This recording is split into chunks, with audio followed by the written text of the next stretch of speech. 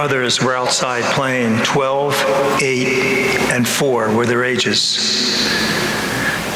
And then they got a call from their father to come in for a supper. But the boys weren't ready to come in, so they ignored it. A few minutes later, Dad calls again. They still weren't ready to come in, so they ignored it. A third time, the father called, and this time his voice was a little different. And the boys came running into the house. The 4-year-old passed Dad as they were going through the door. He said, "You know, Dad, we didn't hear you the first 2 times you called."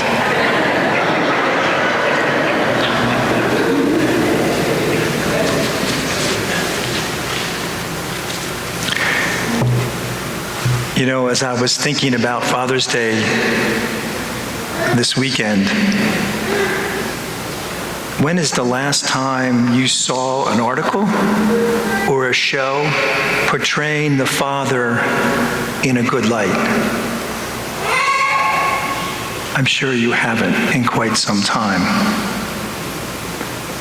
Our society, just like articles in the church, they dismiss the role of the father. But don't kid yourselves, my friends. It's an incredibly important role, and it impacts our society and our church as a whole. Without a doubt. Without a doubt. They say a lot of the problems in our society are attributed to that extreme fact, the lack of fathers and taking up their role in today's society. If fathers did these 2 things, it would change your home and would change our society. Just these 2 things. First thing is, they love their wife. They love their wife. See, because the kids see that. They see that. And the second thing is, they practice and live out their faith. They practice and live out their faith. And the children, again, see that and imitate it.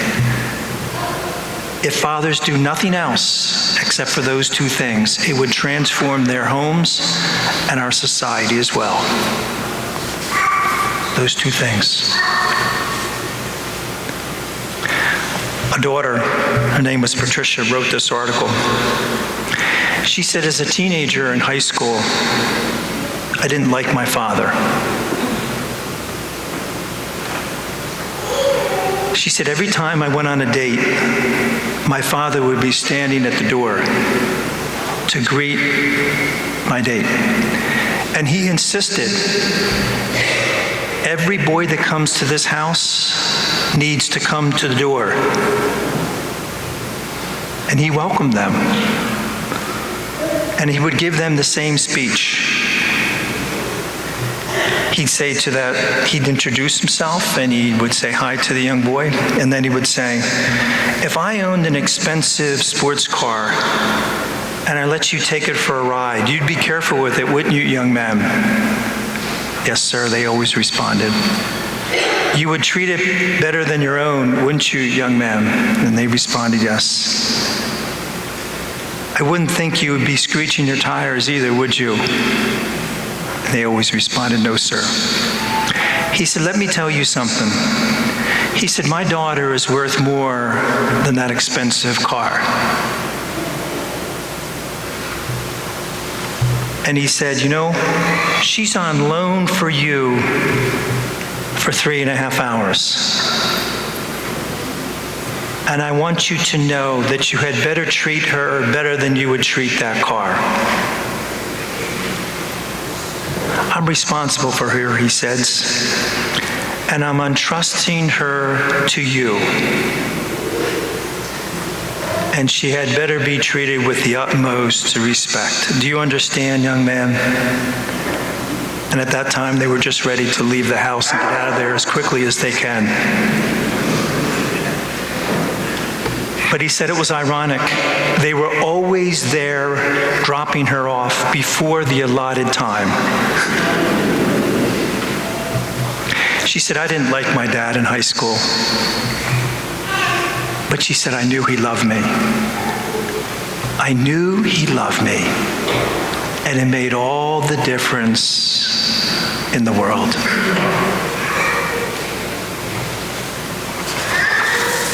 Hank Aaron was asked who's the most influential person in his life.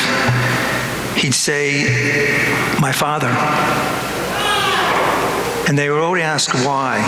And he said, did he teach you baseball? And he said, no, not really. He would go to the games and be a great support for me. But he really didn't really teach me anything with baseball other than be a support. And they were asking other questions. He said, no. He said, there's one thing that my father did that impacted me my entire life. He said, when I was in high school, I would be going off to school, and there on the counter was a quarter for me to have lunch.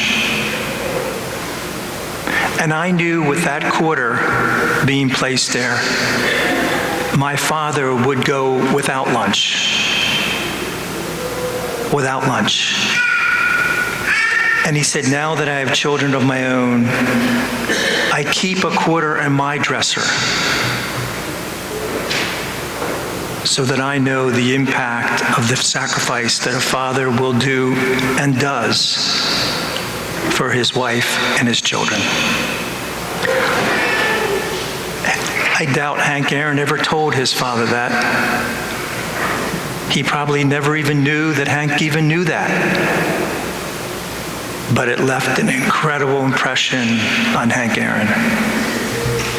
You see, fathers, when you sacrifice for your wife and your children, it never goes unnoticed, ever. They may not say it, but they see it. They see it, and it impacts them. It impacts them. Steve was moving. He has children of his own. And they were moving things, and his young son, who was in 5th grade, said, Dad, what's in the box?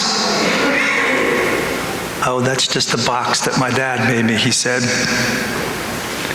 And the boy goes running off as they were packing up their stuff.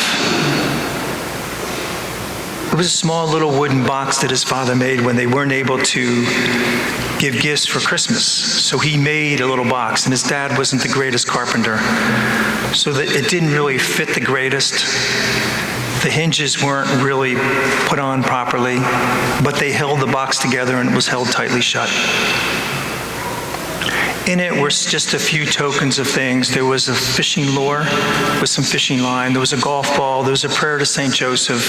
And just some other little knickknacks worth absolutely nothing. And beneath all that stuff was a note. His father, who just was barely able to get through high school, wrote this to his son, telling him how proud he was to have him as a son. And then he listed his accomplishments. And then he always closed letters and with talks. He told him how much he loved him and that he was so glad that he was his son. Years later, as he's looking at that box, as a father himself, he thought, isn't that amazing? The treasures on this earth are those that come from within and sharing his heart. And how true that is. The father, when he shares his son, his heart with the right things in life, his wife, his God, and then it dwindles down to his children and the rest. It has such a huge impact on so many, many of us. And that's what we celebrate today, isn't it? The Father's heart, who impact us and do so much for each one of us. God bless you, fathers.